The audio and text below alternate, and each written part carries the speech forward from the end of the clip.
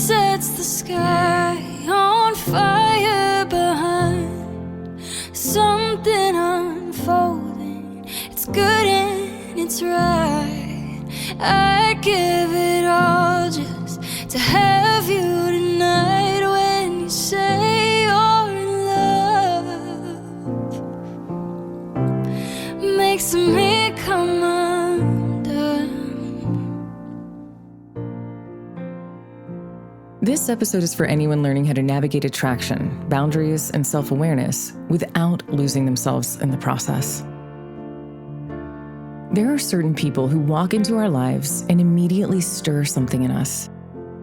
Sometimes it's attraction. Sometimes it's recognition. Sometimes it's the strange sense of familiarity, like you've met them before, even if you haven't. And if you're anything like me, your first instinct might be to try to define the connection, to make sense of it, to understand why it hit you so deeply, so quickly. But recently, I learned something about relationships that completely shifted the way I see these encounters. And it's this: some people aren't meant to be destinations. They're meant to be mirrors. And the difference between the two can change the way you move through love, friendship, and your own growth. Today, I want to talk about that. The connection that reflected me back to me. Not long ago, I met someone who stirred something awake in me. I won't share personal details. This isn't about them. It's about what the connection revealed. Because sometimes when you feel a spark with someone, when you feel seen or aligned or intrigued, you might think, especially if it's been a long time since you've felt these things, is this meant to be something? But what I realized is that some connections come into your life not to become a relationship, but to reveal the relationship you have with yourself. They are mirrors, pure, unfiltered mirrors. And what they reflect isn't always comfortable. Sometimes they reflect your old patterns, your unmet needs, your longing to be understood, your attachment style, your desire for closeness, your fear of abandonment, your emotional hunger, your capacity to feel deeply. And most importantly, they can reflect the places inside of you that are waking up. There's this Russian psychologist that I'm learning about in class named Lev Vygotsky, whose concept changed a lot for me. He talks about how we grow up as reactive learners, meaning we learn to respond to our environment the way we were trained, through survival, through instincts, through conditioning. Childhood shapes our autopilot, and unless we become aware of that, we carry those same survival patterns into adulthood and into our relationships. But there's another phase, a higher phase, where we have the potential to shift from reactive to intentional, from autopilot to awareness. And the people who come into our lives as mirrors, they reveal exactly where that shift is trying to happen. And this is where something from psychologist Jane Levenger becomes really helpful. She believed that as adults, we move through stages of ego development, not ego as in arrogance, but ego as in the structure of our identity, the way we think, interpret, and relate to the world. Most people spend their lives in what she called the middle stages. The first being the conformist stage, where we follow expectations, play roles, and define ourselves by how others see us. It's a very outer world way of living. Many of us stay here for years without even realizing it. But then something happens. Maybe a breakup, a big move, a spiritual shift, or meeting someone who stirs something inside you, and you transition into the self-aware stage. This is the first real awakening. It's when you start noticing your patterns rather than just acting from them. You catch yourself mid-reaction and think, wait, where is this coming from? Why do I feel this way? Is this actually me or an old survival strategy? This is where consciousness begins.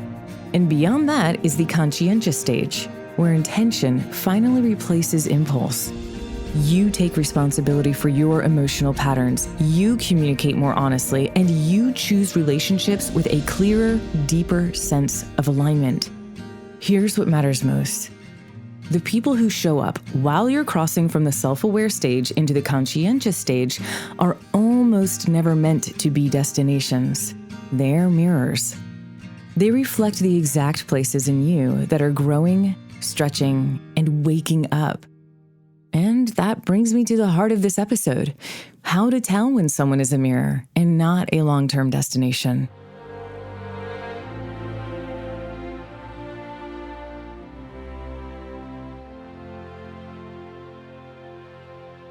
When you meet somebody and you start asking, what is this? Where is this going? Do they feel the same?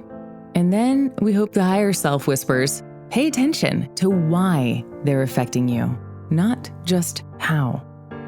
A mirror is someone who awakens something in you. Maybe you felt joyless or low to no sex drive, and all of a sudden you meet somebody and you feel super happy, or you get excited when you know you're going to talk to them or see them. A mirror person also reflects your emotional landscape back to you. Not by trying to, but simply by being who they are, and it's all in how you respond to them. Here are some clear, relatable examples. The person who triggers old attachment patterns. You meet someone and suddenly you feel butterflies. You feel the urge to impress. You overthink their responses. You start future thinking. You feel a pull you can't explain. They haven't promised you anything. They haven't misled you. All they did was show up as themselves. But your body reacts like it recognizes something. They are reflecting. They are reflecting your longing for connection, your fear of being unwanted, your desire to be chosen, your history of bonding deeply, and the parts of you that are still healing. This person is a mirror, not a destination. Mirror people can push you towards self-awareness, bring unconscious wounds to the surface, and force you to slow down and look inward. They can show you where you are in your growth if you are open to seeing it. Mirrors usually come during big transitions or transformations, maybe an upheaval or an awakening. They are the catalysts, not partners, not typically. A destination, on the other hand, is different. A destination feels steady, calm, aligned, slow building, grounded. There's no pull to chase, no urgency to define, no emotional turbulence. There's room to breathe. Destinations meet you where you are becoming, not where you've been. The person I mentioned earlier, they arrived at a very specific moment in my life, a moment where I was growing, letting go, discovering myself again. The connection revealed pieces of me I hadn't looked at in a while. Desires, patterns, instincts, attachments, fears, all the fun stuff. And this wasn't because they were the one, but because they were the mirror I needed at that stage. And when I began to understand that, I stopped trying to decode the connection and started decoding myself. Because sometimes the person isn't the lesson. Your reaction to them is.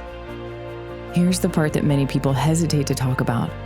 When you're waking up, psychologically or spiritually, your life starts synchronizing. Signs show up. Animals, numbers, dreams, tarot cards, symbols in nature. Not because the universe is trying to pair you with that person, but because the universe is pairing you with yourself. It's saying, you're awakening, pay attention. The mirror is the catalyst. You are the destination. So keep in mind, someone is a mirror when the connection feels meaningful but unstable, when you feel pulled inward instead of forward. Someone is a mirror when the timing is off, when you feel awakened but not grounded. They activate growth but not commitment. You learn more about you than about them. And there's nothing wrong with that. In fact, some of the most important people in our life will never be long-term partners or destinations. They will be the ones who changed you without ever staying. Here's what I learned. You can feel deeply, care genuinely, admire someone, be inspired, experience attraction, appreciate the synchronicity without assuming it's meant to become something.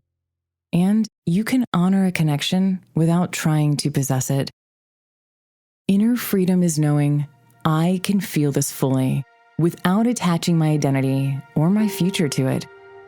When you find yourself in a connection that stirs something within you, something you don't fully understand yet, something that feels like more than friendship, but not quite a relationship, there's a way to speak your truth to that person that doesn't demand anything from them, a way that's grounded, conscious, and respectful of both hearts. It starts with checking your intention. Ask yourself, can I share this without expecting an outcome? Can I say this without hoping they choose me? Can I hold space for their truth too, even if it's different from mine? And can I speak from self-awareness instead of emotional urgency? Look, when you're grounded, the conversation becomes less about confession and more about clarity. So I want to help you in case you're looking for the words or finding a way to express this to someone right now. It could sound something like this. Hey, I want to be transparent about something because I value our connection. Sometimes I form deep bonds when I feel aligned with someone, and I'm learning to recognize that pattern in myself. I don't need anything from you, and I'm not asking for anything to change. I just want to keep things clear and honest so we can stay grounded in our friendship. That kind of honesty is not a demand, it's not a plea, and it's not an attempt to sway the relationship. It's simply self-awareness expressed out loud. And what it does is powerful. It removes the pressure, it honors the connection, and it keeps the channel clean on both sides. Most importantly, it lets the relationship be what it actually is, instead of what your patterns want it to be. Sometimes the people who move us the most are the ones we don't end up with. And that's because their purpose was never permanence. Their purpose was to awaken things inside of you. They arrive to show you what you're ready to heal, what you're ready to release, what you're ready to grow into, what patterns you're finally conscious of, what your heart is capable of, and what your next chapter requires from you. Not everyone you connect with is meant to be a home. Some people are meant to be a doorway, and every doorway leads you closer to the person you're becoming. And the beautiful thing is, when you realize someone is a doorway instead of a destination, you stop trying to hold on to them the way you used to try to hold on to people. You stop gripping. You stop trying to control the situation. You stop projecting. You stop asking the connection to be something it isn't ready to be. And instead, you let the experience do what it came to do. You let it open you. Every mirror is going to leave you a little more awake, a little bit more aware than the version of you who existed before you met them. Every mirror is going to pull one more truth to the surface, teach you what you're ready to see, and strengthen the boundaries you're learning to honor. Every mirror is going to soften the places inside you that were armored and reveal the patterns you're finally becoming conscious of, so you can lead a life with greater intention. Destinations ask you to arrive. Mirrors ask you to grow. Destinations will feel steady, calm, and reciprocal. Mirrors will feel catalytic, clarifying, and transformative. Both have value. Both serve a purpose. Both belong in the story of your becoming. One teaches you who to walk with, and the other teaches you how to walk as yourself. So if someone enters your life and stirs something awake, but doesn't stay long enough to become the chapter you imagined, that's okay. They weren't here to stay. They were here to shift you, to turn your face toward your next evolution, to reflect something you needed to see, to help you recognize the door in yourself that was ready to open.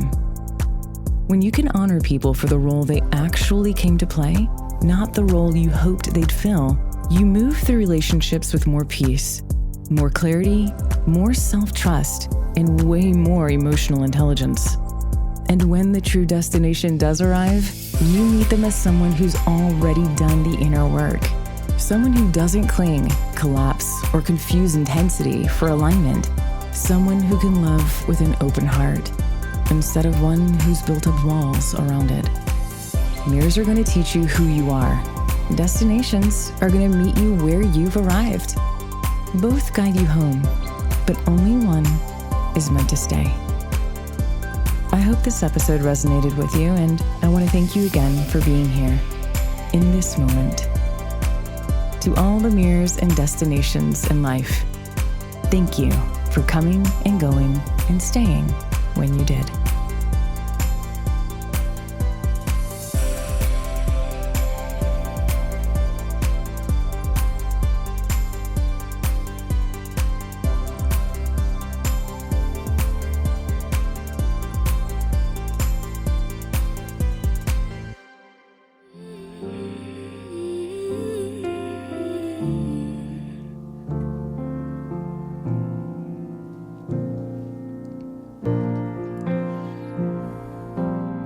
Something perfectly wild, spinning round like a child. Oh, in all that you are good for my heart. Something rare, something strong, stands against all the odds. Love that blooms in the dark. You are good for my heart.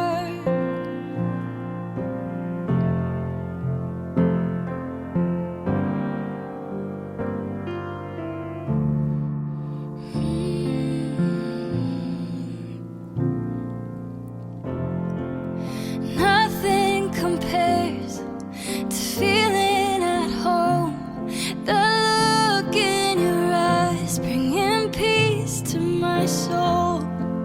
Something magnetic, wholesome and true. Of all the gifts I've been given, my favorite is you. When you say you're in love, makes me come undone.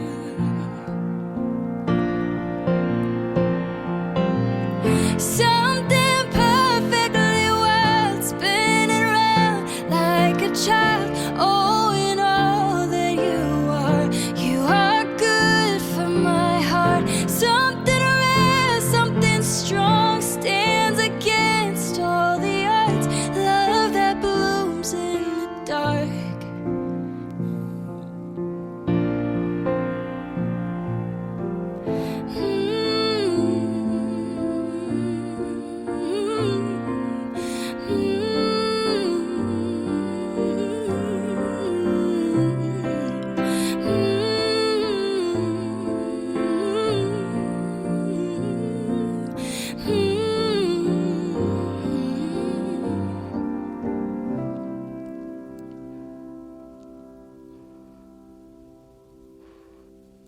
Something